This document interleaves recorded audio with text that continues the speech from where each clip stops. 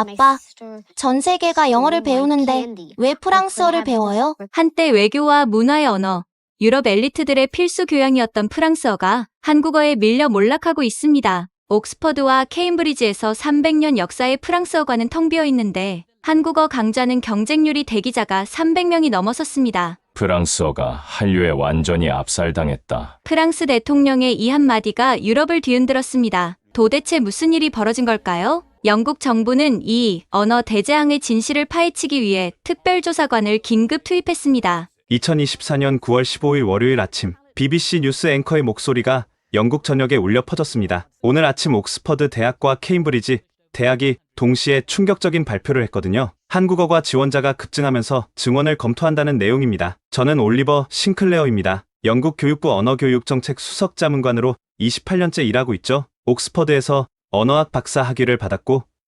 평생을 언어교육정책 연구에 바쳐왔습니다. 그날 아침 제 사무실 책상 위에는 믿을 수 없는 보고서들이 산더미처럼 쌓여 있었습니다. 이튼 칼리지 제2외국어 선택 현황 한국어 42%, 프랑스어 28%, 독일어 15%, 헤로우 스쿨 언어 교육 통계 한국어 수업 대기자 150명, 스페인어 수업 정원 미달, 웨스트민스터 스쿨 학생 자치회, 한국어 정규 과목 확대 요구, 제 비서 엠마가 또 다른 서류 뭉치를 들고 들어왔습니다. 싱클레어 박사님, 방금 도착한 보고서입니다. 맨체스터, 버밍엄, 리버풀 등 전국 주요 도시 학교들에서 비슷한 현상이 나타나고 있다고 합니다. 저는 안경을 벗고 눈을 비볐습니다. 이것이 현실인지 의심스러웠죠. 엠마, 이게 정말 맞는 수치인가요?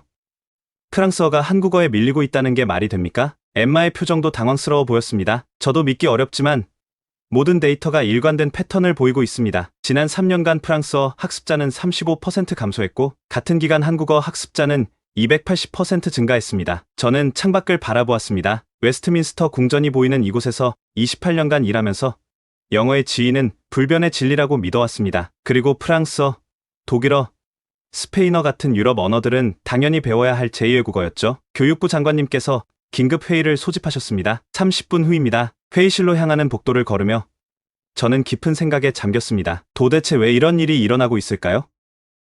K-팝, K-드라마? 그것만으로는 설명이 안 됩니다. 언어 교육의 지각 변동이 일어나려면 더 근본적인 이유가 있을 텐데 회의실에는 이미 고위 관료들이 모여 있었습니다. 교육부 장관 마거릿 톰슨이 무거운 표정으로 입을 열었습니다. 여러분, 우리는 지금 교육 역사상 전례 없는 상황에 직면해 있습니다. 단순한 유행이 아닙니다. 이건 변화의 시작입니다. 스크린에 유럽 지도가 떴습니다. 빨간색으로 표시된 지역들이 하나둘 늘어났습니다. 런던, 파리, 베를린, 마드리드, 로마 등 유럽 주요 도시 모두에서 같은 현상이 나타나고 있습니다. 전통적인 언어 교육 체계가 도전받고 있습니다. 재무 담당 차관이 걱정스럽게 물었습니다. 프랑스나 독일 정부의 반응은 어떻습니까? 매우 민감하게 반응하고 있습니다. 프랑스 교육부 장관이 다음 주 긴급 방문할 예정입니다. 독일도 마찬가지고요. 그들은 이것을 문화적 도전으로 보고 있습니다. 저는 손을 들었습니다. 장관님, 제가 직접 현장을 조사해 보겠습니다. 보고서만으로는 이 현상을 이해하기 어렵습니다. 학교들을 방문하고 학생들과 교사들을 직접 만나봐야 합니다. 장관은 고개를 끄덕였습니다. 좋습니다. 싱클레어 박사. 하지만 시간이 없습니다. 일주일 안에 초기 보고서가 필요합니다. 회의가 끝나고 사무실로 돌아오는 길. 저는 문득 제 딸 엘리자베스가 떠올랐습니다. 13살인 그 아이는 요즘 무슨 언어를 배우고 있을까요? 집에 가서 확인해봐야겠다는 생각이 들었습니다. 하지만 그때까지만 해도 저는 몰랐습니다. 제 딸이 이미 이 거대한 변화의 중심에 있다는 것을. 그날 저녁, 저는 평소보다 일찍 집에 돌아왔습니다. 노팅힐에 있는 우리 집은 전형적인 영국식 타운하우스였죠. 아내 헬렌이 현관에서 저를 맞았습니다. 올리버, 오늘은 일찍 왔네요. 교육부가 발칵 뒤집혔어. 내일부터 현장 조사를 나가야 해서. 무슨 일인데요? 나중에 설명할게. 엘리자베스는 위층 자기 방에 있어요. 요즘 공부한다고 문도 잘 안 열어요. 저는 2층으로 올라가며 생각했습니다. 엘리자베스는 웨스트본 그로브 아카데미에 다니는 똑똑한 아이입니다. 영어와 라틴어는 최상위권이지만 현대 외국어에는 별 관심이 없었죠. 방문을 가볍게 두드렸습니다. 엘리자베스. 아빠야, 들어가도 될까? 잠시 부산한 소리가 들리더니 문이 열렸습니다. 딸의 얼굴이 살짝 상기되어 있었습니다. 아빠, 벌써 오셨어요? 방 안으로 들어서자 평소와 다른 풍경이 눈에 들어왔습니다. 책상 위에는 낯선 교재들이 펼쳐져 있었고 벽에는 이상한 문자들이 적힌 포스터가 붙어 있었습니다. 이게 한글이니?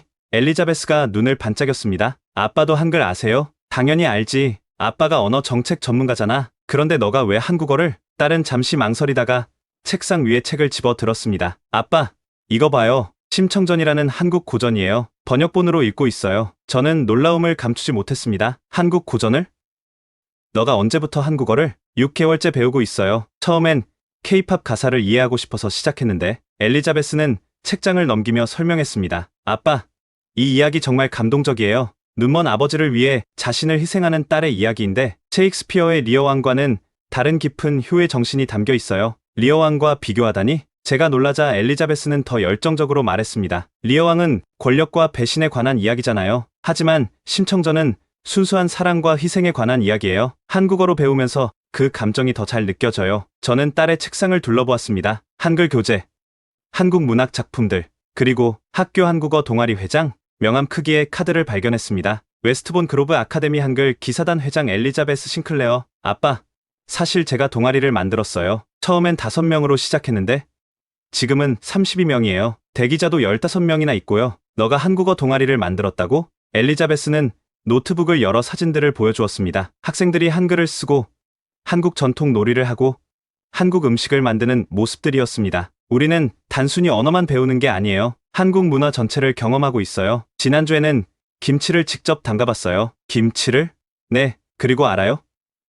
한글이 얼마나 과학적인 문자인지? 세종대왕이 1443년에 백성들을 위해 만든 거잖아요. 그때 유럽은 아직 대부분의 사람들이 문맹이었는데 딸의 말을 들으며 저는 오늘 아침 받은 보고서들이 떠올랐습니다. 이것이 바로 그 현상의 실체였습니다. 엘리자베스, 왜 프랑스어나 독일어가 아니고 한국어야? 딸은 진지한 표정으로 대답했습니다. 아빠, 프랑스어는 예외가 너무 많아요. 독일어는 문법이 너무 복잡하고요. 하지만 한글은 달라요. 배우면 배울수록 논리적이고 체계적이에요. 그리고 한국어를 배우는 건 제 선택이에요. 학교에서 강요한 게 아니라 제가 하고 싶어서 하는 거예요. 그게 가장 큰 차이인 것 같아요. 순간 저는 할 말을 잃었습니다. 제 딸이 스스로 선택한 학습. 그것이 진정한 교육 아닐까요? 그리고 아빠, 이번 주 금요일에 학교에서 한국 문화 축제가 있어요. 와서 보실래요? 제가 사회를 봐요. 한국어로요. 한국어로 사회를? 네. 이미 대본도 다 외웠어요. 안녕하세요, 여러분. 오늘 이 자리에 오신 모든 분들을 환영합니다로 시작해요. 엘리자베스의 한국어 발음은 놀라울 정도로 정확했습니다. 아내가 저녁 식사 준비가 됐다고 불렀지만 저는 쉽게 자리를 뜰 수 없었습니다. 제 딸의 방에서 발견한 것은 단순한 언어 학습이 아니었습니다. 이것은 새로운 세대가 만들어가는 교육의 미래였습니다. 그리고 저는 깨달았습니다. 내일부터 시작될 현장 조사가 단순한 실태 파악이 아니라 이 거대한 변화를 이해하는 여정이 될 것이라는 걸. 다음날 아침, 저는 런던 시내 주요 학교들을 순회하기 시작했습니다. 첫 번째 목적지는 킹스 크로스 근처의 세인트 메리 고등학교였습니다. 교장 선생님인 제임스 윌리엄스가 저를 안내했습니다. 싱클레어 박사님, 직접 보시는 게 가장 확실할 겁니다. 우리는 먼저 프랑스어 교실로 향했습니다. 문을 열자 충격적인 광경이 펼쳐졌습니다. 30명을 수용할 수 있는 교실에 단 8명의 학생만이 앉아 있었습니다. 프랑스어 교사 마리 듀부아는 지친 표정으로 우리를 맞았습니다. 25년째 프랑스어를 가르치고 있습니다. 하지만 이런 상황은 처음이에요. 작년만 해도 2반이 가득 찼는데 학생들이 왜 프랑스어를 선택하지 않는다고 생각하십니까? 마리는 한숨을 쉬었습니다. 아이들이 말하기를 프랑스어는 너무 복잡하다고 해요. 한국어가 더 배우기 쉽고 재미있다고 하더군요. 우리는 독일어 교실로 이동했습니다. 상황은 비슷했습니다. 12명의 학생들이 산만하게 앉아 있었습니다. 그때 복도 끝에서 시끌벅적한 소리가 들려왔습니다. 호기심에 따라가 보니 한 교실에서 학생들이 빼곡히 들어차 있었습니다. 문 위의 표지판에는 한국어 수업이라고 적혀 있었습니다. 젊은 한국인 교사가 칠판에 한글을 쓰며 설명하고 있었습니다. 자, 오늘은 받침에 대해 배워볼 거예요. 한글의 받침은 학생들의 눈빛이 반짝였습니다. 질문이 쏟아졌고 모두가 적극적으로 참여했습니다. 수업이 끝난 후 몇몇 학생들과 이야기를 나눴습니다. 왜 한국어를 선택했나요? 빨간 머리 소녀 에밀리가 대답했습니다. 한글은 배우는 재미가 있어요. 레고 블록처럼 자음과 모음을 조합하면 글자가 만들어지잖아요. 프랑스어처럼 복잡한 활용도 없고요. 안경 쓴 소년 토마스가 덧붙였습니다. 저는 게임 개발자가 되고 싶은데 한국 게임 회사들이 세계 최고잖아요. 한국어를 할 수 있으면 기회가 더 많을 것 같아요. 다른 학생들도 저마다의 이유를 말했습니다. 한국 웹툰을 원어로 읽고 싶어요. 한국 영화가 너무 재밌어요. 기생충, 오징어 게임, 한글 캘리그라피가 예술적이에요. 오후에는 이스트 런던의 공립학교를 방문했습니다. 여기서 더 놀라운 사실을 발견했습니다. 특수교육 담당 교사 사라 톰슨이 설명했습니다. 난독증이 있는 학생들이 한글을 배운 후 영어 읽기 능력이 크게 향상됐어요. 한글의 체계적인 구조가 언어 인지 능력을 발달시키는 것 같아요. 그녀는 데이터를 보여주었습니다. 난독증 학생 15명이 4개월간 한글을 배운 후 영어 읽기 점수가 평균 28% 향상됐다는 내용이었습니다. 이건 놀라운 수치예요. 우리가 수년간 시도했던 어떤 방법보다도 효과적이었어요. 마지막으로 방문한 곳은 런던 남부의 사립학교였습니다. 이곳의 언어 교육주임 마틴 브라운은 현실적인 관점을 제시했습니다. 부모님들의 요구가 바뀌었어요. 예전에는 프랑스어, 독일어를 원했지만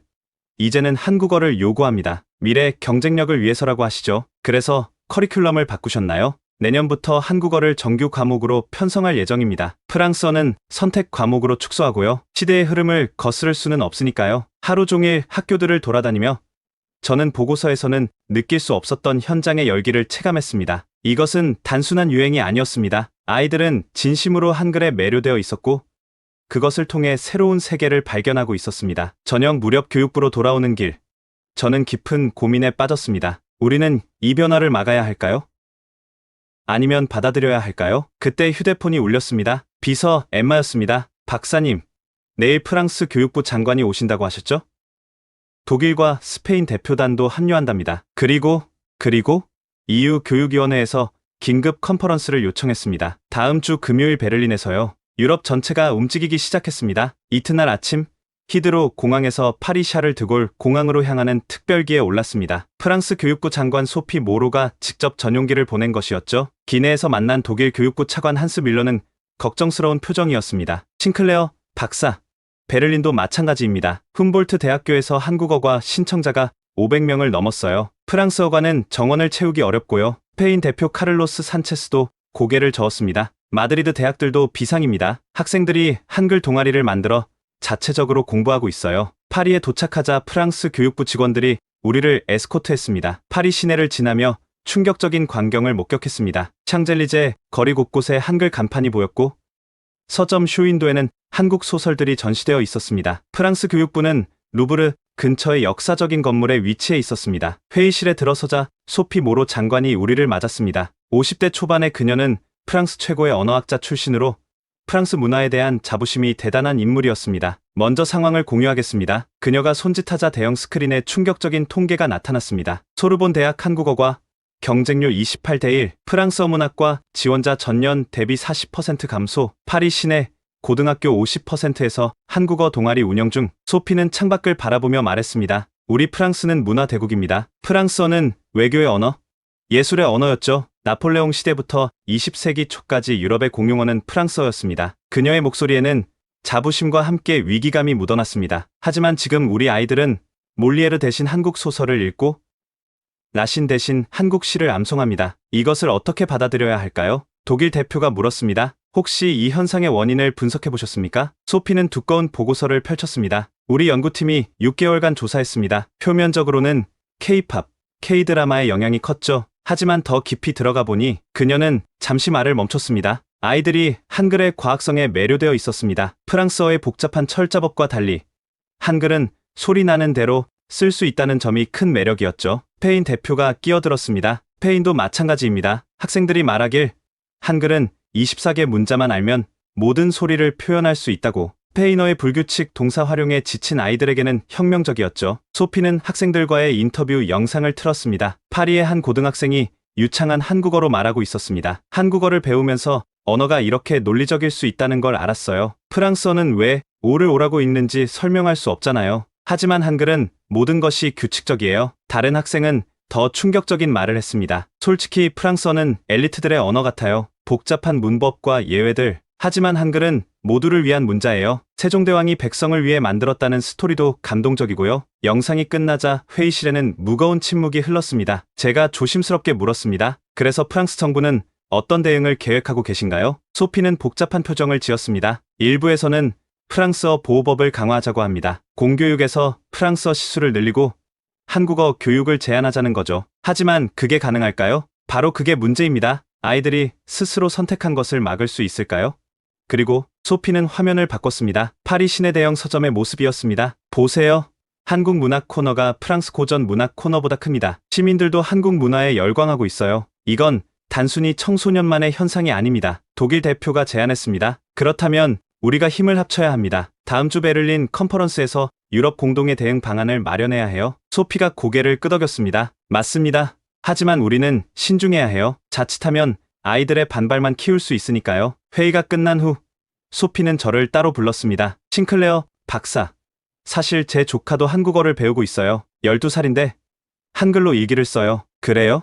처음엔 화가 났어요. 프랑스 아이가 왜 한글로 일기를 쓰냐고. 하지만 아이가 보여준 일기를 읽어보니 그녀는 잠시 말을 멈췄습니다. 한글로 쓴 일기가 프랑스어로 쓴 것보다 더 솔직하고 창의적이었어요. 마치 새로운 언어가 새로운 사고를 가능하게 한 것처럼요. 파리를 떠나며 저는 깊은 생각에 잠겼습니다. 이것은 단순한 언어, 교육의 문제가 아니었습니다. 문화의 패권, 미래 세대의 선택, 그리고 교육의 본질에 대한 근본적인 질문들이 얽혀 있었습니다. 그리고 이제 베를린으로 향할 시간이었습니다. 2024년 9월 26일 금요일 베를린 브란덴부르크 문 근처의 유럽 교육회의장은 긴장감으로 가득했습니다. EU 27개국 교육 장관들과 전문가들이 모인 이 자리는 유럽 언어 교육의 현재와 미래라는 주제로 긴급 소집되었습니다. 개회사를 맡은 EU 교육위원회 의장 안나 슈미트가 무거운 목소리로 말했습니다. 우리는 지금 유럽 교육 역사상 전례 없는 상황에 직면해 있습니다. 전통적인 언어 교육 체계가 새로운 도전을 받고 있습니다. 대형 스크린에 유럽 지도가 떴습니다. 붉은색으로 표시된 지역들이 눈에 띄게 늘어나 있었습니다. 붉은색 지역은 한국어 학습 열풍이 일고 있는 곳입니다. 보시다시피 거의 모든 주요 도시가 포함되어 있습니다. 이탈리아 교육부 장관이 손을 들었습니다. 로마에서는 라틴어보다 한글을 배우려는 학생이 더 많습니다. 우리 문명의 뿌리인 라틴어가 동양의 문자에 관심을 잃고 있다니 이게 현실입니까? 네덜란드 대표가 반박했습니다. 하지만 우리는 현실을 직시해야 합니다. 암스테르담 대학의 한국어과는 정원의 5배가 지원했습니다. 학생들의 선택을 무시할 수는 없어요. 논쟁이 격해지는 가운데 독일 언어학자 프리드리 바움가르트너 교수가 발표를 시작했습니다. 제가 6개월간 연구한 결과를 공유하겠습니다. 왜 유럽 청소년들이 한글에 매료되는가? 그는 클리커를 눌렀습니다. 첫째, 한글의 과학성입니다. 자음은 발음 기관의 모양을 본떠 만들었고 모음은 천지인의 철학을 담았습니다. 이는 알파벳보다 훨씬 체계적입니다. 둘째, 학습 효율성입니다. 한글은 24개 문자만으로 모든 소리를 표현합니다. 영어의 복잡한 철자법, 프랑스어의 묵음, 독일어의 긴 복합어, 이런 어려움이 없습니다. 셋째, 그리고 가장 중요한 것은 그는 잠시 말을 멈췄습니다. 한글 학습이 다른 언어 학습 능력도 향상시킨다는 점입니다. 특히 난독증 개선에 탁월한 효과를 보입니다. 그는 구체적인 데이터를 제시했습니다. 난독증 학생들의 개선 사례, 언어인지 능력 향상 통계, 창의성 증진 효과. 발표가 끝나자 회의장이 술렁였습니다. 스웨덴 대표가 말했습니다. 우리 스톡홀름에서도 비슷한 결과가 나왔습니다. 한글을 배운 학생들의 전반적인 학업 성취도가 올라갔어요. 하지만 프랑스의 소피 모로 장관은 여전히 우려를 표했습니다. 그렇다고 우리가 수백 년의 문화적 유산을 포기할 수는 없습니다. 프랑스어, 독일어, 이탈리아어, 이것들은 단순한 언어가 아니라 우리의 정체성입니다. 그때 예상치 못한 인물이 발언권을 요청했습니다. 중국 교육부 대표였습니다. 옵서버로 참석한 저희의 의견도 들어주십시오. 중국도 이 현상을 주시하고 있습니다. 솔직히 우려스럽습니다. 한자는 3000년의 역사를 가진 문자인데 왜 600년밖에 안 된 한글이 이런 인기를 얻는지. 일본 대표도 거들었습니다. 일본도 마찬가지입니다. 우리의 가나, 문자도 충분히 효율적인데 학생들은 한글만 선호합니다. 이것은 문화적 편향 아닐까요? 이 발언에 한국 교육부 대표가 조용히 대답했습니다. 한글의 인기는 우리가 만든 것이 아닙니다. 유럽 학생들이 스스로 발견하고 선택한 것입니다. 우리는 단지 그들의 요청에 응답했을 뿐입니다. 경론이 이어지는 가운데 저는 발언권을 요청했습니다. 저는 지난 일주일간 런던, 파리, 그리고 독일의 학교들을 직접 방문했습니다. 그리고 한 가지 분명한 사실을 발견했습니다. 모든 시선이 제게 집중됐습니다. 이것은 단순한 언어 선호도의 문제가 아닙니다. 이것은 교육 패러다임의 전환입니다. 아이들은 강요된 학습이 아닌 자발적 학습을 선택하고 있습니다. 그리고 한글은 그들에게 단순한 문자가 아닙니다. 그것은 새로운 사고의 도구이며 창의성의 열쇠입니다. 우리가 해야 할 일은 이를 막는 것이 아니라 이해하고 활용하는 것입니다. 제 발언이 끝나자 회의장은 잠시 조용해졌습니다. EU 의장이 정리 발언을 했습니다. 오늘 논의를 바탕으로 우리는 다음과 같은 방향을 제안합니다. 첫째, 한글의 교육적 가치에 대한 공동 연구를 진행합니다. 둘째, 전통적인 유럽 언어 교육과 한국어 교육의 조화로운 공존 방안을 모색합니다. 셋째, 학생들의 자발적 선택을 존중하는 유연한 교육 정책을 개발합니다. 하지만 일부 국가들은 여전히 저항했습니다. 그때 독일 총리실에서 온 메시지가 전달됐습니다. 총리께서 이 문제에 깊은 관심을 갖고 계십니다. 독일은 한국과의 교육 협력을 적극 검토하겠습니다. 이 발표에 프랑스도 입장을 바꿨습니다. 프랑스도 열린 자세로 접근하겠습니다. 단, 프랑스 문화의 가치는 계속 강조되어야 합니다. 회의가 끝날 무렵 뜻밖의 제안이 나왔습니다. 한국 정부가 유럽 교육 관계자들을 초청한다고 합니다. 한글의 본고장에서 직접 그 교육적 가치를 체험해보자는 거죠. 베를린을 떠나며 저는 변화의 물결을 실감했습니다. 유럽의 언어 지형이 바뀌고 있었고 그 중심에는 한글이 있었습니다. 그리고 이제 우리는 그 변화를 막을 것인가? 받아들일 것인가의 기로에 서 있었습니다. 베를린에서 돌아온 다음 주 저는 맨체스터로 향했습니다. 그곳의 브라이트 퓨처 특수학교에서 놀라운 일이 일어나고 있다는 소식을 들었기 때문입니다. 교장 엘리너 하트가 저를 따뜻하게 맞아주었습니다. 싱클레어 박사님, 직접 와주셔서 감사합니다. 우리 학교의 기적을 꼭 보여드리고 싶었어요. 브라이트 퓨처는 난독증과 학습 장애를 가진 학생들을 위한 특수학교였습니다. 복도를 걸으며 엘리너가 설명했습니다. 1년 전까지만 해도 우리는 절망적이었어요. 아이들이 글을 읽는 것 자체를 포기하고 있었거든요. 그런데 그녀는 한 교실 앞에서 멈춰섰습니다. 이 반은 한글을 배운 지 4개월 된 학생들이에요. 문을 열자 놀라운 광경이 펼쳐졌습니다. 12명의 학생들이 한글로 된 동화책을 소리내어 읽고 있었습니다. 안녕하세요, 싱클레어 박사님. 학생들이 한국어로 인사했습니다. 담당 교사 제니퍼 브라운이 다가왔습니다. 박사님, 이 아이들은 4개월 전만 해도 영어 단어 하나도 제대로 읽지 못했어요. 하지만 지금은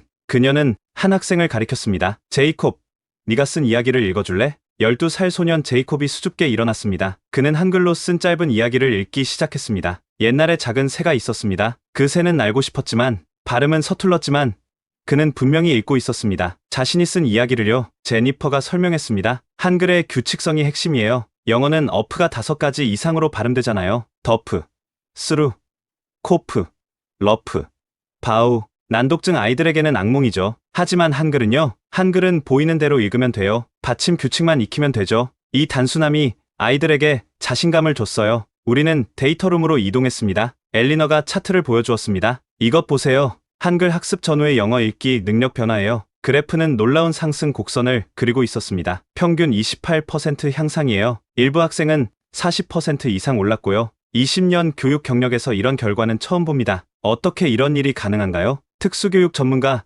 마이클 피터슨 박사가 합류했습니다. 한글 학습이 뇌의 언어, 처리 영역을 재구성하는 것 같아요. 음소와 문자의 1:1 대응이 명확한 한글을 통해 언어의 기본 구조를 이해하게 되는 거죠. 그는 뇌 스캔 이미지를 보여주었습니다. 한글 학습 전후의 뇌 활동이에요. 보시다시피 언어 영역의 활성도가 크게 증가했습니다. 오후에는 학부모 간담회가 있었습니다. 한 어머니가 눈물을 글썽이며 말했습니다. 제 아들 토미는 8살인데 학교 가기를 거부했어요. 책을 보면 두통을 호소했고요. 하지만 한글을 배운 후로는 이제는 한글로 일기를 써요. 영어로도 짧은 문장을 읽기 시작했고요. 다른 아버지도 증언했습니다. 제 딸은 자존감이 바닥이었어요. 나는 바보야라고 매일 말했죠. 하지만 한글로 첫 문장을 읽었을 때 그 아이의 눈빛이 평생 잊지 못할 거예요. 간담회가 끝난 후 엘리너가 저를 특별한 곳으로 안내했습니다. 이곳은 우리의 자랑이에요. 한글 도서관입니다. 작은 도서관에는 한글로 된 동화책, 학습 교재, 그리고 학생들이 직접 쓴 이야기책들이 가득했습니다. 아이들이 직접 책을 만들어요. 한글로 쓰고 그림을 그리고 제본까지 하죠. 그리고 서로 읽어줍니다. 10살 소녀 에밀리가 자신이 만든 책을 보여주었습니다. 이건 제가 쓴 무지개 고양이 이야기예요. 한글로 먼저 쓰고 나중에 영어로도 번역했어요. 그녀의 자부심 가득한 표정이 인상적이었습니다. 마지막으로 방문한 곳은 교사 연수실이었습니다. 전국에서 온 특수교육 교사들이 한글 교육법을 배우고 있었습니다. 우리는 이 방법을 맨체스터 메소드라고 부릅니다. 이미 20개 학교에서 도입했고 결과는 모두 긍정적이에요. 강사가 설명했습니다. 핵심은 한글의 조합 원리를 게임처럼 가르치는 거예요. 자음과 모음을 레고 블록처럼 생각하게 하죠. 맨체스터를 떠나며 저는 깊은 감동을 느꼈습니다. 한글이 단순히 한국어를 표기하는 문자가 아니라 학습장애를 가진 아이들에게 희망을 주는 도구가 되고 있었습니다. 이것이야말로 세종대왕이 꿈꾼 백성을 위한 문자의 진정한 의미가 아닐까요? 집으로 돌아오는 기차 안에서 저는 보고서를 작성하기 시작했습니다. 이제 더 이상 이 변화를 막으려 해서는 안 됩니다. 오히려 이 기회를 어떻게 활용할 것인가를 고민해야 할 때였습니다.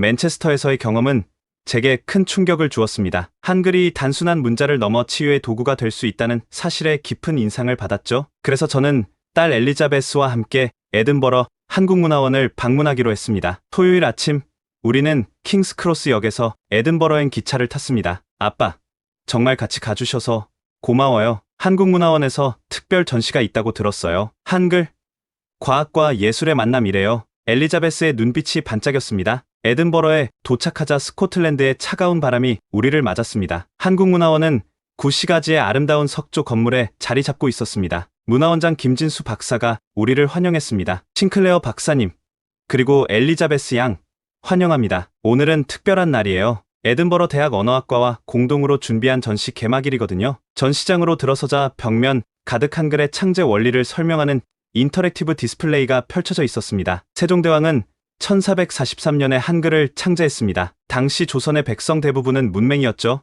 복잡한 한자를 배울 기회가 없었으니까요. 김 원장이 설명을 시작했습니다. 세종대왕은 말했습니다. 나란 말이 중국과 달라 한자와 서로 통하지 않으니 우매한 백성들이 말하고자 하는 바가 있어도 마침내 제 뜻을 펴지 못하는 사람이 많다. 내가 이를 가엾게 여겨 새로 28글자를 만드니 엘리자베스가 감탄했습니다. 왕이 직접 백성을 위해 문자를 만들었다니 유럽에서는 상상도 못할 일이에요. 맞아요. 그리고 더 놀라운 건 한글의 과학성이죠. 우리는 다음 전시실로 이동했습니다. 여기서는 한글 자모의 제작 원리를 상세히 보여주고 있었습니다. 자음은 발음할 때의 혀와 입 모양을 본떴어요. 고운 혀뿌리가 목구멍을 막는 모양, 놓은 혀끝이 위심몸에 닿는 모양이죠. 스코틀랜드 대학생 자원봉사자가 열정적으로 설명했습니다. 그리고 모음은 천지인, 즉 하늘과 땅과 사람을 상징해요. 점은 하늘, 가로선은 땅, 세로선은 사람을 나타내죠. 에든버러 대학 언어학과 교수 이언 맥도널드가 우리에게 다가왔습니다. 싱클레어 박사님, 반갑습니다. 저희가 한글을 연구하면서 발견한 놀라운 사실들을 공유하고 싶어요. 그는 우리를 연구 전시 코너로 안내했습니다. 한글은 자질문자예요. 각 글자가 소리의 특성을 담고 있죠. 예를 들어 큰 고에서 파생됐는데 더 강한 소리를 내죠. 획을 더해서 소리의 세기를 표현한 거예요. 이런 체계적 설계는 세계 문자 중에서도 독특해요. 알파벳은 그냥 관습적으로 정해진 기호들이지만 한글은 소리의 본질을 시각화한 거죠. 다음 방에서는 한글 캘리그라피 워크숍이 진행되고 있었습니다. 엘리자베스가 신이 나서 참여했습니다. 붓을 이렇게 잡고 천천히 사랑이라는 글자를 써볼까요? 한국인 캘리그라피 전문가가 지도했습니다. 참가자들은 영국인, 스코틀랜드인, 그리고 다양한 국적의 사람들이었습니다. 한글은 단순히 의미를 전달하는 도구가 아니에요. 그 자체로 예술이 될 수 있죠. 글자의 굵기, 간격, 리듬을 통해 감정을 표현할 수 있어요. 엘리자베스가 쓴 사랑이라는 글자를 보며 저는 놀랐습니다. 서툴지만 정성이 담긴 글씨였습니다. 특별 강연장에서는 세종대왕의 리더십과 혁신이라는 주제로 강연이 진행되고 있었습니다. 강연자는 서울대에서 온 역사학자 박은영 교수였습니다. 세종대왕은 집현전 학자들의 반대에도 불구하고 한글 창제를 추진했습니다. 당시 지식인들은 중국 문화에 심취해 있었고 새로운 문자 창제를 오랑캐의 일이라고 비난했죠. 하지만 세종은 굴하지 않았습니다. 그는 백성의 편에 섰고 모두가 읽고 쓸 수 있는 문자를 만들고자 했습니다. 이것은 15세기에 일어난 민주주의적 혁명이었습니다. 청중석에서 한 스코틀랜드 교사가 질문했습니다. 그런 반대에도 불구하고 한글이 성공할 수 있었던 이유는 뭔가요? 한글의 우수성 때문이죠. 배우기 쉽고 표현력이 뛰어났어요. 백성들은 금세 한글을 받아들였고 편지를 쓰고 소설을 읽기 시작했습니다. 강연이 끝난 후 우리는 한국 전통차를 마시며 김 원장과 대화를 나눴습니다. 싱클레어 박사님, 요즘 스코틀랜드에서도 한글 교육 열풍이 대단해요. 에든버러 대학은 물론 글래스고 에버딘 대학에서도 한국어과를 확대하고 있죠. 스코틀랜드 사람들이 한글에 끌리는 특별한 이유가 있나요? 스코틀랜드인들은 잉글랜드의 문화적 압박을 오래 받아왔잖아요. 그래서인지 약자를 위해 만들어진 한글의 정신에 깊이 공감하는 것 같아요. 이언 교수가 덧붙였습니다. 그리고 실용적인 이유도 있어요. 에든버러의 게임 회사들이 한국 시장에 관심이 많거든요. 한국어 능력자를 우대 채용하고 있죠. 문화원을 나서며 엘리자베스가 제게 말했습니다. 아빠, 이제 이해하시겠어요? 한글은 단순한 유행이 아니에요. 그 안에는 평등과 혁신의 정신이 담겨 있어요. 그래, 이제 좀 알 것 같구나. 그리고 아빠, 저도 세종대왕처럼 되고 싶어요. 모두를 위한 무언가를 만드는 사람이요. 딸의 말에 저는 가슴이 뭉클했습니다. 에든버러에서 런던으로 돌아오는 기차 안, 저는 많은 생각을 했습니다. 한글은 단순한 문자가 아니었습니다. 그것은 600년 전 한왕의 백성을 향한 사랑이 만들어낸 기적이었고, 이제 그 기적이 전 세계로 퍼져나가고 있었습니다. 그리고 저는 결심했습니다. 이 변화를 막는 것이 아니라 올바른 방향으로 이끌어야 한다고. 에든버러에서 돌아온 다음 주, 저는 다시 브뤼셀로 향했습니다. EU 교육위원회에서 유럽 언어 교육 정책에 대한 긴급 회의가 소집되었기 때문입니다. 유럽의회 건물 앞은 시위대로 가득했습니다. 한쪽에서는 유럽 언어를 지켜라 라는 플래카드를, 다른 쪽에서는 교육의 자유를 보장하라 라는 구호를 외치고 있었습니다. 회의장에 들어서자 팽팽한 긴장감이 느껴졌습니다. 프랑스와 독일이 주도하는 보수 진영과 네덜란드, 스웨덴이 이끄는 개혁 진영이 날카롭게 대립하고 있었습니다. 프랑스 교육부 장관 소피 모로가 먼저 발언했습니다. 우리는 유럽의 언어적 다양성을 보호해야 합니다. 각 회원국은 자국어와 전통적인 유럽 언어 교육을 우선시해야 합니다. 독일 대표가 지지 발언을 했습니다. 동의합니다. 한국어 교육을 금지하자는 게 아닙니다. 다만 우선순위를 명확히 하자는 거죠. 유럽 언어가 먼저입니다. 이에 네덜란드 교육부 장관 얀 반 데르 벨트가 반박했습니다. 그것은 시대착오적인 발상입니다. 우리 아이들은 이미 글로벌 시민입니다. 그들의 선택을 존중해야 합니다. 스웨덴 대표도 거들었습니다. 스톡홀름에서는 이미 한국어를 제3외국어로 공식 채택했습니다. 결과는 매우 긍정적입니다. 학생들의 언어 학습 능력이 전반적으로 향상됐어요. 논쟁이 격화되자 EU 교육위원장이 중재에 나섰습니다. 잠시만요. 우리 모두 데이터를 보고 이야기합시다. 스크린에 충격적인 통계가 나타났습니다. 지난 3년간 EU 전체에서 한국어 학습자는 300% 증가했습니다. 반면 프랑스어는 30%, 독일어는 25%, 스페인어는 20% 감소했습니다. 이탈리아 대표가 한숨을 쉬었습니다. 로마에서는 더 심각합니다. 단테를 읽는 학생보다 한국 웹툰을 읽는 학생이 더 많아요. 그때 벨기에 교육부 차관이 흥미로운 제안을 했습니다. 우리 브뤼셀은 다언어 도시입니다. 그래서 실험을 해봤어요. 한 학교에서 한국어를 정규 과목으로 도입하되 유럽 언어와 비교 언어학적으로 가르쳤죠. 결과는요? 놀랍게도 두 언어 모두에서 성취도가 올랐습니다. 한글을 통해 언어의 구조를 이해한 학생들이 프랑스어나 네덜란드어도 더 잘 배우더군요. 이 발표에 회의장 분위기가 조금 누그러졌습니다. 핀란드 대표가 손을 들었습니다. 헬싱키 대학의 연구 결과를 공유하고 싶습니다. 한글 학습이 핀란드어 학습에도 도움이 됐어요. 두 언어 모두 음소와 문자가 규칙적으로 대응하거든요. 하지만 프랑스는 여전히 강경했습니다. 그렇다 해도 우리의 문화적 정체성은 어떻게 되는 겁니까?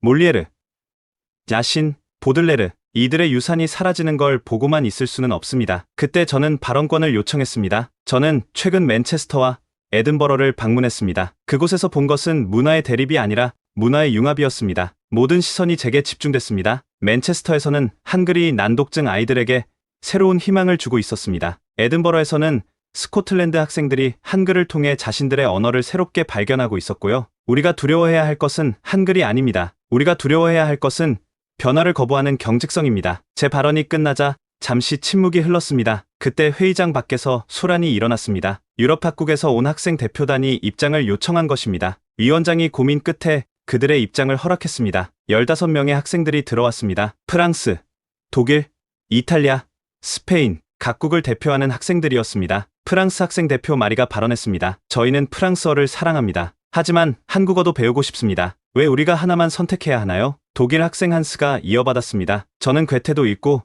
한국 시인 윤동주도 있습니다. 두 문화를 모두 경험하니 제 세계가 더 넓어졌어요. 이탈리아 학생은 더 직설적이었습니다. 어른들은 항상 우리를 위한다고 하시지만 정작 우리 의견은 듣지 않으세요. 우리가 원하는 것은 선택의 자유입니다. 학생들의 발언에 회의장 분위기가 완전히 바뀌었습니다. 덴마크 대표가 말했습니다. 아이들의 말이 맞습니다. 우리가 보호해야 할 것은 언어가 아니라 아이들의 미래입니다. 결국 장시간의 토론 끝에 타협안이 마련됐습니다. 유럽 언어 교육 혁신 프레임워크라는 이름으로 각국은 자국어와 최소 하나의 유럽 언어를 필수로 하되 제3외국어로 한국어를 포함한 비유럽 언어를 자유롭게 선택할 수 있도록 했습니다. 또한 한국과의 교육 협력을 확대하여 교사 교류와 공동교재 개발을 추진하기로 했습니다. 회의가 끝난 후 소피 모로가 제게 다가왔습니다. 싱클레어 박사, 당신이 옳았어요. 우리는 너무 과거에 매여 있었던 것 같아요. 변화는 항상 두렵죠. 하지만 때로는 필요한 것이기도 합니다. 프랑스도 새로운 접근을 시도해보겠어요. 한국어와 프랑스어의 비교 문학 수업 같은 것도 고려하고 있어요. 브뤼셀을 떠나며 저는 희망을 느꼈습니다. 유럽이 분열이 아닌 화합의 길을 선택했다는 것에, 그리고 이제 직접 한국을 방문하여 이 모든 변화의 근원을 직접 경험해볼 시간이었습니다. 2024년 11월 5일 저는 영국 교육부 대표단과 함께 인천국제공항에 도착했습니다. 12시간의 비행 끝에 마침내 한국 땅을 밟은 것입니다. 놀랍게도 딸 엘리자베스가 학생 대표로 함께 왔습니다. 웨스트본 그로브 아카데미에서 한국어 성적이 가장 우수한 학생으로 선발된 것이죠. 아빠, 드디어 한국이에요. 제가 그토록 꿈꾸던 곳, 공항에서 한국 교육부 관계자들이 우리를 맞이했습니다. 싱클레어 박사님, 환영합니다. 저는 교육부 국제협력과장 박상현입니다. 우리는 서울로 향하는 버스에 올랐습니다. 차창 밖으로 보이는 서울의 풍경은 현대적이면서도 어딘가 독특한 에너지가 느껴졌습니다. 첫 번째 일정은 세종대왕 기념관 방문이었습니다. 기념관 입구에서 관장님이 직접 우리를 맞았습니다. 여기는 한글의 역사와 정신을 보여주는 곳입니다. 오늘 특별히 영국 교육부를 위해 준비한 프로그램이 있습니다. 전시관에 들어서자 거대한 세종대왕 동상이 우리를 맞았습니다. 그 아래에는 훈민정음 서문이 새겨져 있었습니다. 가이드가 설명했습니다. 세종대왕은 1418년에 태어나 1450년까지 재위했습니다. 그는 과학, 음악, 농업 등 다방면에서 업적을 남겼지만 가장 위대한 업적은 단연 한글 창제입니다. 우리는 한글 창제 과정을 보여주는 멀티미디어 전시를 관람했습니다. 세종대왕은 직접 언어학을 연구했습니다. 중국의 의문학은 물론 산스크리트어, 몽골 문자 등을 참고했죠. 그리고 3년의 연구 끝에 가장 과학적인 문자 체계를 만들어냈습니다. 엘리자베스가 감탄했습니다. 왕이 직접 연구를 했다니 헨리 8세나 엘리자베스 1세는 상상도 못할 일이에요. 다음 전시실에서는 한글의 과학적 원리를 체험할 수 있었습니다. 자음, 바을 보세요. 두 입술이 닫혔다가 열리는 모양입니다. 차은 이빨 사이로 바람이 새는 모양이고요. 영국 교사 한 명이 질문했습니다. 이렇게 체계적인 문자가 왜 처음에는 반대에 부딪혔나요? 기득권층의 저항이었죠. 한자를 독점하던 양반들은 백성들이 글을 읽고 쓰게 되는 것을 원하지 않았습니다. 하지만 세종대왕은 굴하지 않았어요. 오후에는 서울대학교 언어교육원을 방문했습니다. 언어교육원장 김미경 교수가 우리를 안내했습니다. 현재 저희 교육원에는 83개국에서 온 2,500명의 학생이 한국어를 배우고 있습니다. 그중 3분의 1이 유럽 학생들이에요. 우리는 실제 수업을 참관했습니다. 한 교실에서는 프랑스 학생들이 한국어로 토론을 하고 있었습니다. 주제는 세계와 시대의 언어 다양성이었습니다. 언어는 단순한 도구가 아니라 사고의 틀입니다. 한국어를 배우면서 저는 새로운 사고방식을 얻었어요. 파리에서 온 대학생이 유창한 한국어로 발표했습니다. 다른 교실에서는 독일 학생들이 한국 문학을 공부하고 있었습니다. 윤동주의 서시를 읽어보겠습니다. 죽는 날까지 하늘을 우러러 한 점 부끄럼이 없기를. 독일 학생의 낭독에 저도 모르게 가슴이 뭉클해졌습니다. 김 교수가 설명했습니다. 한국 문학에는 독특한 정서가 있어요. 한이라는 감정, 정이라는 관계성, 이런 개념들이 유럽 학생들에게 새로운 세계관을 열어주죠. 저녁에는 한국 교육부가 주최한 환영 만찬이 있었습니다. 교육부 장관이 환영사를 했습니다. 한글이 세계로 퍼져나가는 것을 보며 우리도 놀라고 있습니다. 이것은 우리가 계획한 것이 아니라 세계 시민들이 스스로 선택한 결과입니다. 우리는 이 기회를 통해 진정한 문화 교류를 이루고자 합니다. 언어는 소통의 도구일 뿐 아니라 서로를 이해하는 다리이기 때문입니다. 만찬 중에 흥미로운 에피소드가 있었습니다. 한국 교육부 직원이 제게 물었습니다. 싱클레어 박사님, 혹시 한국 음식 드실 수 있으세요? 제가 젓가락으로 김치를 집자 그가 놀랐습니다. 젓가락질을 잘하시네요. 엘리자베스가 자랑스럽게 말했습니다. 저희 아빠는 이제 김치도 잘 드세요. 제가 가르쳐드렸거든요. 다음 날 우리는 경복궁을 방문했습니다. 여기가 바로 세종대왕이 한글을 창제한 곳입니다. 저 건물이 집현전이 있던 자리예요. 가이드의 설명을 들으며 궁궐을 거닐던 중 놀라운 광경을 목격했습니다. 유럽 관광객 그룹이 한글로 된 안내 팸플릿을 읽고 있었던 것입니다. 보세요. 여기 경복궁이라고 쓰여 있어요. 큰 복을 굳게 지킨다는 뜻이래요. 독일에서 온 관광객이 동행에게 설명하고 있었습니다. 오후에는 한국의 일반 고등학교를 방문했습니다. 서울 강남의 한 고등학교 영어 수업을 참관했는데 흥미로운 장면을 봤습니다. 한국 학생들이 영국 문학을 한국어로 번역하고 다시 영어로 번역하는 수업이었습니다. 셰익스피어의 to be or not to be를 한국어로 어떻게 표현할까요? 죽느냐 사느냐 또는 존재할 것인가 말 것인가로 번역할 수 있어요. 그럼 이 두 번역의 뉘앙스 차이는 뭘까요? 학생들의 깊이 있는 토론에 영국 교사들이 감탄했습니다. 마지막 날 우리는 국립한글박물관을 방문했습니다. 박물관장이 특별 전시를 준비했습니다. 한글, 세계와 만나다라는 주제였죠. 이곳에는 세계 각국에서 한글을 활용한 사례들을 모았습니다. 인도네시아 찌아찌아족이 한글을 표기 문자로 채택한 것부터 최근 유럽의 한글 교육 열풍까지 전시를 보며 저는 깨달았습니다. 한글은 이제 한국만의 문자가 아니라 세계의 문자가 되어가고 있다는 것을. 서울을 떠나는 날 공항으로 가는 길에 엘리자베스가 말했습니다. 아빠, 이제 알겠어요. 왜 한글이 특별한지. 그것은 권력자가 아닌 백성을 위해 만들어진 문자잖아요. 그 정신이 지금도 살아있는 거예요. 그래, 네 말이 맞구나. 그리고 아빠, 저 결심했어요. 대학에서 언어학을 전공하고 싶어요. 한글처럼 모두를 위한 무언가를 만들고 싶어요. 비행기가 이륙하며 서울이 멀어져 갔지만 저희가 경험한 것들은 가슴속에 깊이 남았습니다. 이제 영국으로 돌아가 새로운 시작을 할 시간이었습니다. 한국에서 돌아온 지 일주일 후 운명의 날이 찾아왔습니다. 웨스트민스터 의회에서 영국 언어 교육의 미래에 대한 청문회가 열린 것입니다. 의사당 앞은 이른 아침부터 시끌벅적했습니다. 한쪽에서는 전통주의자들이 영어와 유럽 언어를 지켜라 라고 외쳤고, 다른 쪽에서는 학생과 학부모들이 교육의 자유를 보장하라 고 맞섰습니다. 저는 증인석에 앉아 의원들의 날카로운 시선을 받았습니다. 하원 교육위원장 제임스 해리슨이 첫 질문을 던졌습니다. 싱클레어 박사, 당신은 정말로 셰익스피어의 언어가 동양의 문자에 밀려도 괜찮다고 생각하십니까? 의원님, 저는 그런 말을 한 적이 없습니다. 영어의 가치는 변하지 않습니다. 다만 우리 아이들이 더 넓은 세계를 경험할 기회를 막아서는 안 된다고 생각합니다. 보수당 의원 마가렛 소닐이 공격적으로 나왔습니다. 하지만 통계를 보십시오. 프랑스어와 독일어 학습자가 급감하고 있습니다. 이것은 우리의 유럽적 정체성을 위협하는 일 아닙니까? 의원님, 저는 최근 한국을 방문했습니다. 그곳에서 본 것은 한국 학생들이 영어와 영문학을 깊이 있게 공부하는 모습이었습니다. 문화 교류는 일방적이지 않습니다. 노동당 의원 데이비드 카터가 제 편을 들었습니다. 저는 싱클레어 박사의 보고서를 읽었습니다. 맨체스터에서 한글이 난독증 아이들에게 도움을 주고 있다고요? 이것은 무시할 수 없는 성과 아닙니까? 맞습니다. 한글 학습 후 영어 읽기 능력이 평균 28% 향상되었습니다. 이것은 20년간의 특수교육 연구에서도 보기 드문 결과입니다. 청문회가 한창일 때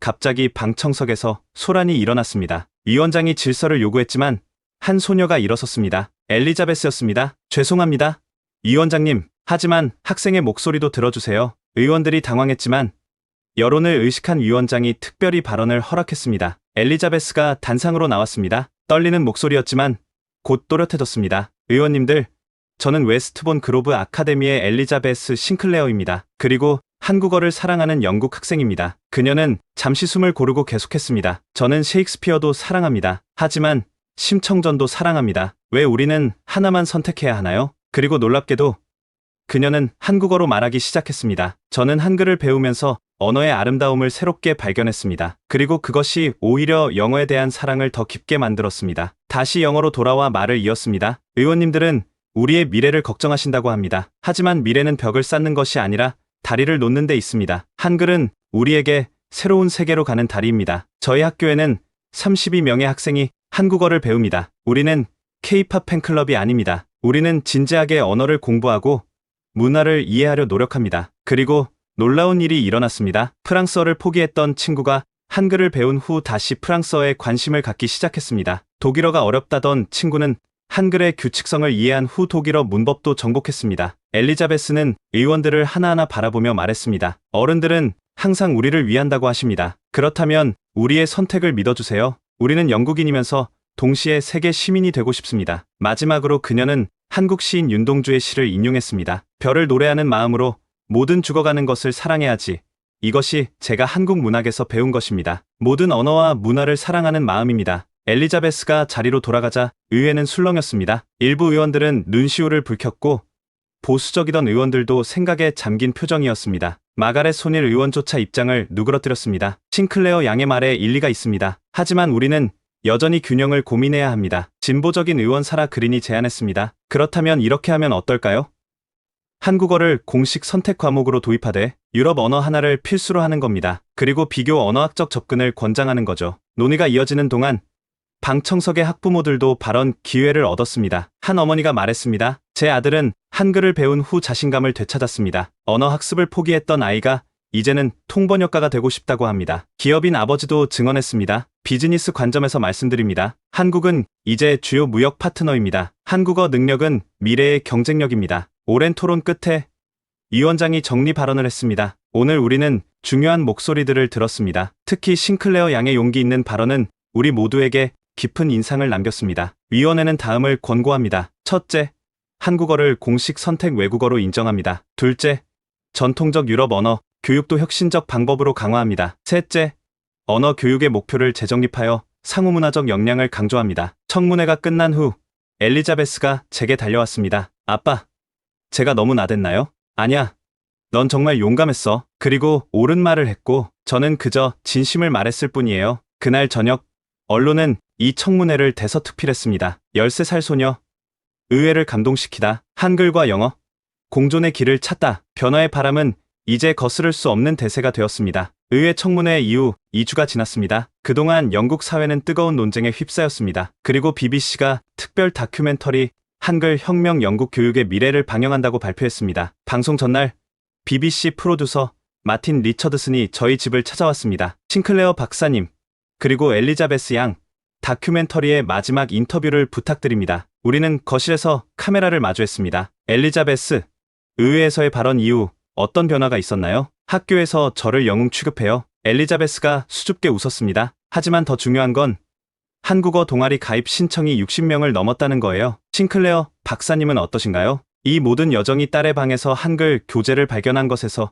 시작됐다는 게 아직도 신기합니다. 개인적 경험이 국가적 의제가 된 거죠. 방송 당일 저녁 9시, 우리 가족은 TV 앞에 모였습니다. 아내 헬렌도 긴장한 표정이었습니다. 다큐멘터리는 충격적인 통계로 시작했습니다. 2024년 영국 교육계에 지각 변동이 일어났습니다. 500년 역사의 이튼 칼리지에서 프랑스어가 한국어에 밀렸습니다. 내레이션은 계속됐습니다. 이 현상의 중심에는 한 가족이 있었습니다. 교육부 관료인 아버지와 한글에 매료된 딸, 그들의 이야기를 따라가 봅니다. 화면에 우리 가족의 일상이 펼쳐졌습니다. 엘리자베스가 한글을 공부하는 모습, 제가 학교들을 방문하는 장면, 그리고 우리가 함께 한국 음식을 만드는 모습까지. 다큐멘터리는 여러 관점을 균형 있게 다뤘습니다. 옥스퍼드 대학 언어학과 명예교수가 인터뷰했습니다. 처음엔 우려했습니다. 하지만 연구 결과 한글 학습이 언어 인지 능력을 전반적으로 향상시킨다는 것을 발견했습니다. 이것은 언어학적으로 매우 흥미로운 현상입니다. 반대 의견도 있었습니다. 전통주의 단체 대표가 말했습니다. 우리는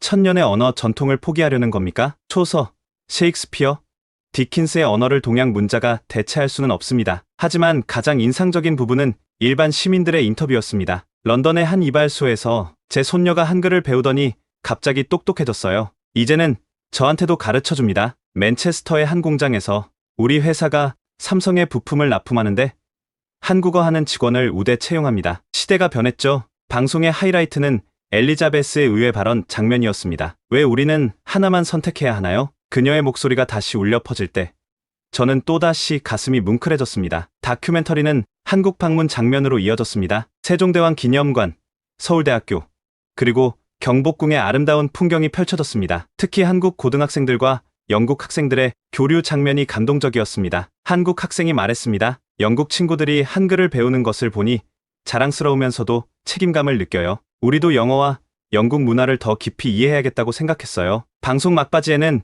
변화된 영국의 모습이 나왔습니다. 런던 시내에 생긴 한글 서점, 대학가의 한국어 스터디 그룹, 그리고 초등학교에서 한글을 배우는 아이들의 밝은 표정. 마지막 장면은 우리 집 주방이었습니다. 엘리자베스와 제가 함께 김치볶음밥을 만들며 대화하는 모습이었죠. 아빠, 한국어로 맛있다가 뭔지 알아요? 맛있다? 네. 발음이 좋아지셨어요. 방송이 끝나자 헬렌이 말했습니다. 당신들 정말 대단해요. 교육의 미래를 바꾸고 있잖아요. 방송 직후 반응은 폭발적이었습니다. BBC 웹사이트가 마비될 정도로 접속자가 몰렸고 소셜미디어는 샵한글혁명 해시태그로 도배됐습니다. 다음날 아침 예상치 못한 전화가 왔습니다. 싱클레어 박사님, 버킹엄 궁전에서 연락드립니다. 여왕 폐하께서 다큐멘터리를 보시고 깊은 관심을 표명하셨습니다. 정말입니까? 네.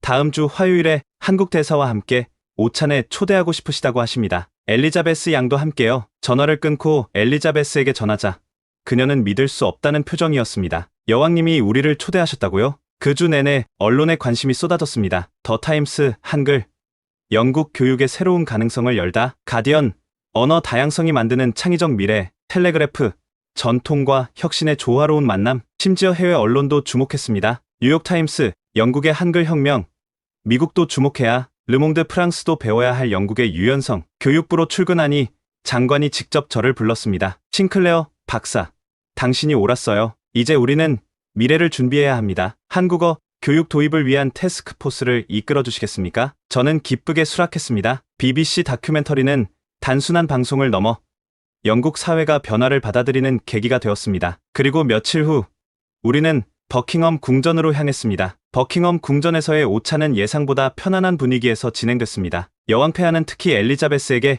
깊은 관심을 보이셨습니다. 어린 나이에 의회에서 그런 용기 있는 발언을 하다니 대단하구나. 한국어로 인사를 할 수 있니? 엘리자베스가 공손히 일어나 인사했습니다. 안녕하세요.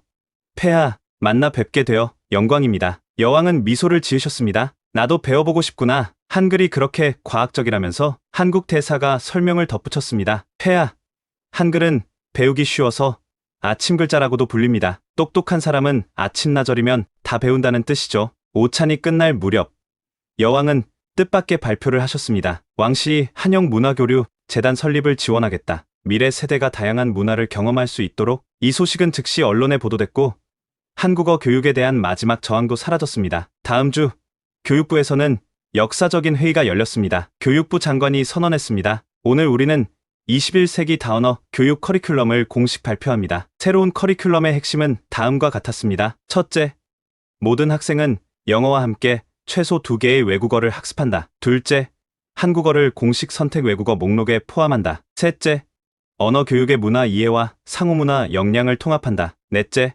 한글의 과학적 원리를 활용한 언어 학습법을 개발한다. 제가 이끄는 태스크포스는 구체적인 실행 계획을 만들었습니다. 첫 단계로 100개 학교에서 시범 운영을 시작합니다. 한국교육부와 협력하여 교사 연수 프로그램을 운영하고 공동 교재를 개발할 것입니다. 케임브리지 대학 출판부가 한영 공동 교재 개발을 제안했습니다. 셰익스피어와 세종의 만남이라는 제목으로 영문학과 한국문학을 비교, 문학적으로 다루는 교재를 만들고 싶습니다. 옥스퍼드 대학도 움직였습니다. 한국학연구소를 설립하고 한글의 언어학적 가치를 연구하겠습니다. 이미 서울대와 협력 협정을 체결했습니다. 기업들도 발빠르게 대응했습니다. 영국 최대 서점체인 워터스톤스가 발표했습니다. 모든 지점에 한국어 학습 섹션을 만들겠습니다. 그리고 한국 문학 번역서 코너도 확대할 예정입니다. BBC는 한국어 교육 프로그램을 제작하기로 했습니다. 헬로 한글이라는 제목으로 어린이를 위한 한국어 교육 애니메이션을 제작합니다. 한국 KBS와 공동 제작하기로 했습니다. 학교 현장의 변화는 더욱 극적이었습니다. 엘리자베스의 학교를 다시 방문했을 때 교장 선생님이 자랑스럽게 말했습니다. 이제 우리 학교는 한영 바이링구얼 프로그램을 운영합니다. 일부 과목을 한국어로도 가르치죠. 수학 시간을 참관했는데 놀라운 광경을 봤습니다. 오늘은 구구단을 한국어로 배워볼까요? 224, 236. 아이들이 리듬에 맞춰 따라하는 모습이 인상적이었습니다. 미술 시간에는 한글 캘리그라피를 배우고 있었습니다. 한글의 자음, 응은 동그라미예요. 하늘을 뜻하죠. 이걸 크게 그려보세요. 아이들의 작품은 놀라울 정도로 창의적이었습니다. 한글을 활용한 추상 미술 작품들이 탄생하고 있었죠. 방과 후에는 한국 문화 동아리 활동이 있었습니다. 학생들이 한국 전통 놀이인 윷놀이를 하고 있었습니다. 도, 개, 걸, 윷, 모 규칙을 영어로 설명하면서도 구호는 한국어로 외치는 모습이 재미있었습니다. 교사들의 반응도 긍정적이었습니다. 프랑스어 교사 마리 듀부아가 말했습니다. 처음엔 위기감을 느꼈어요. 하지만 이제는 한국어와 프랑스어를 비교하며 가르칩니다. 오히려 학생들의 관심이 높아졌어요. 수학 교사 존 스미스도 덧붙였습니다. 한국의 수학 교육법을 도입했더니 놀라운 효과가 있었어요. 특히 암산 능력이 크게 향상됐죠. 학부모들의 참여도 활발했습니다. 한 어머니가 말했습니다. 저도 딸과 함께 한글을 배우기 시작했어요. 가족이 함께하는 새로운 취미가 생긴 셈이죠. 기업인 아버지는 실용적인 관점을 제시했습니다. 런던 금융가에서도 한국 시장에 대한 관심이 뜨겁습니다. 자녀가 한국어를 한다는 건 큰 자산이죠. 새로운 커리큘럼 발표 한 달 후 신청 학교가 300개를 넘어섰습니다. 교육부는 긴급히 한국어 교사 양성 프로그램을 확대했습니다. 향후 3년간 500명의 한국어 교사를 양성할 계획입니다. 한국 정부가 원어민 교사 파견을 약속했고 영국 교사들의 한국 연수도 지원합니다. 이 모든 변화의 중심에는 아이들의 자발적 선택이 있었습니다. 강요가 아닌 호기심, 의무가 아닌 즐거움, 그것이 진정한 교육의 모습이 아닐까요? 2025년 5월 런던의 풍경은 조금씩 변화하고 있었습니다. 템즈 강변을 걷다 보면 곳곳에서 한글 간판을 볼 수 있었습니다. 한글 서점, 세종학당, 김치앤칩스. 저는 6개월 전 그 충격적인 보고서를 받았던 바로 그 사무실에 앉아 있었습니다. 하지만 이제 책상 위의 서류들은 희망적인 내용으로 가득했습니다. 전국 350개 학교에서 한국어 교육 실시 중, 난독증 개선 프로그램 큰 성과, NHS 정식 도입 검토, 영국 한국 학생 교류 프로그램 참가자 2,000명 돌파. 엘리자베스가 방과 후에 제 사무실을 찾아왔습니다. 아빠, 좋은 소식이 있어요. 무슨 일이니? 제가 한영 청소년 문화 대사로 선발됐어요. 여름방학에 한국 학생들과 함께 유럽 순회 공연을 해요. 딸의 성장한 모습이 자랑스러웠습니다. 6개월 전 수줍게 한글을 숨기던 아이가 이제는 문화 대사가 되었으니까요. 축하한다. 어떤 공연을 하니? 셰익스피어의 한여름 밤의 꿈을 한국 전통극 양식으로 재해석한 작품이에요. 대사는 영어와 한국어를 섞어서 하고요. 정말 놀라운 기획이었습니다. 오후에는 교육부 장관과의 정례 회의가 있었습니다. 싱클레어 박사, 6개월간의 성과가 기대 이상입니다. 학생들의 언어 능력뿐만 아니라 창의성과 문화 감수성도 크게 향상됐어요. 가장 인상적인 것은 유럽 언어 학습률도 회복되고 있다는 점입니다. 한글을 배운 학생들이 다른 언어에도 관심을 갖기 시작했어요. 장관이 웃으며 말했습니다. 프랑스와 독일도 이제는 우리 모델을 연구하고 있어요. 소피 모로 장관이 다음 주에 방문한다고 하더군요. 저녁에는 런던 한국문화원에서 특별 행사가 있었습니다. 한국어 말하기 대회 결선이었죠. 놀랍게도 참가자가 300명이 넘었습니다. 초등학생부터 성인까지 다양한 연령층이 한국어로 자신의 이야기를 들려주었습니다. 대상 수상자는 맨체스터에서 온 14살 소년 제임스였습니다. 저는 심한 난독증으로 고생했어요. 하지만 한글을 배운 후 처음으로 책을 끝까지 읽을 수 있게 됐습니다. 한글이 제 인생을 바꿨어요. 그의 유창한 한국어와 진심 어린 이야기에 많은 사람들이 감동했습니다. 행사장에서 뜻밖의 인물을 만났습니다. 6개월 전 청문회에서 저를 공격했던 마가렛 손일 의원이었습니다. 싱클레어 박사, 제가 틀렸습니다. 당신이 옳았어요. 의원님, 제 손녀가 한글을 배우더니 이제는 한국 친구들과 펜팔을 해요. 세계를 바라보는 아이의 시야가 넓어지는 걸 봤습니다. 6개월 사이 정말 많은 것이 변했습니다. 옥스퍼드 거리에는 한글 카페가 생겼고 거기서는 한국어 회화 모임이 매일 열렸습니다. 대형 박물관은 한글 인류의 문자 특별전을 개최했고 관람객이 50만 명을 넘었습니다. 심지어 일부 공공기관에서는 주요 안내문을 한글로도 표기하기 시작했습니다. BBC 뉴스는 6개월 전과 사뭇 다른 톤으로 보도했습니다. 영국의 한국어 교육 혁신, 전 세계가 주목하다. 미국, 캐나다, 호주에서도 영국 모델 도입 검토 중. 집으로 돌아오는 길, 엘리자베스와 함께 6개월 전 처음 갔던 한국 식당에 들렀습니다. 아빠, 6개월 전 기억나요?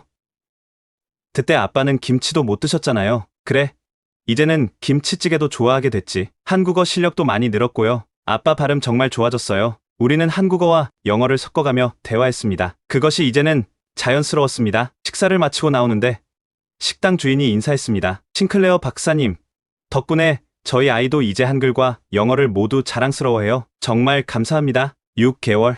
그리 길지 않은 시간이었지만 그동안 일어난 변화는 놀라웠습니다. 언어의 장벽이 아니라 언어의 다리를 놓은 것. 그것이 우리가 이룬 가장 큰 성과였습니다. 그리고 이것은 끝이 아니라 시작이었습니다. 더 넓은 세계, 더 깊은 이해, 더 풍요로운 미래를 향한 2025년 6월의 어느 화창한 날, 저는 웨스트민스터 다리 위에 서서 템즈강을 바라보고 있었습니다. 6개월 전 이 자리에서 저는 영국 교육의 위기를 걱정했습니다. 하지만 지금은 다릅니다. 저 멀리 런던 아이 근처에서 한국어와 영어가 섞인 아이들의 웃음소리가 들려옵니다. 한영 문화 축제가 열리고 있는 것이죠. 아빠, 엘리자베스가 달려왔습니다. 손에는 한영 청소년 문화대사 임명장이 들려 있었습니다. 이제 곧 출발이에요. 파리, 베를린, 로마, 유럽 전역에 우리의 이야기를 전할 거예요. 자랑스럽구나. 네가 만들어가는 미래가 기대돼. 아빠가 시작하신 일이잖아요. 아니, 우리가 함께 시작한 거죠. 그녀의 말이 맞았습니다. 작은 호기심에서 시작된 변화가 이제는 유럽 전체를 움직이고 있습니다. 세종대왕은 600년 전에 말했습니다. 나란 말이 중국과 달라. 그는 차이를 인정하고 그 차이를 존중했습니다. 이제 우리도 배웠습니다. 차이는 위협이 아니라 풍요로움의 원천이라는 것을. 오늘날 영국의 아이들은 셰익스피어의 소네트를 읊으면서 윤동주의 시도 암송합니다. 그들은 두 개의 창으로 세계를 봅니다. 이것이 진정한 글로벌 시대의 교육 아닐까요? 미래는 벽이 아니라 다리에 있습니다. 그리고 우리는 이미 그 다리를 건너기 시작했습니다. 한글과 영어, 동양과 서양, 전통과 혁신이 만나는 그 다리를 템즈강 위로 석양이 붉게 물들고 있었습니다. 새로운 시대의 시작을 알리는 듯이. 충격적인 사건에서 시작된 한 가족의 이야기 어떠셨나요? 한 아버지와 딸이 만들어낸 작은 변화가 어떻게 한 나라의 교육을 바꾸고 나아가 유럽 전체의 언어 지형을 변화시켰는지 보셨습니다. 이것은 단순한 언어 교육의 변화가 아니었습니다. 닫힌 마음을 열고 다름을 인정하며 함께 성장하는 법을 배운 것이죠. 혹시 여러분도 새로운 언어, 새로운 문화에 도전하고 싶으신가요? 세상은 넓고 배울 것은 많습니다. 이 영상이 마음에 드셨다면 좋아요와 구독 부탁드립니다. 그리고 무엇보다 한글의 위대함과 한국 문화의 가치를 더 많은 사람들에게 알리기 위해 이 영상을 공유해주세요. 작은 공유가 큰 변화를 만듭니다. 지금까지 원더풀 해외 사연이었습니다. 감사합니다.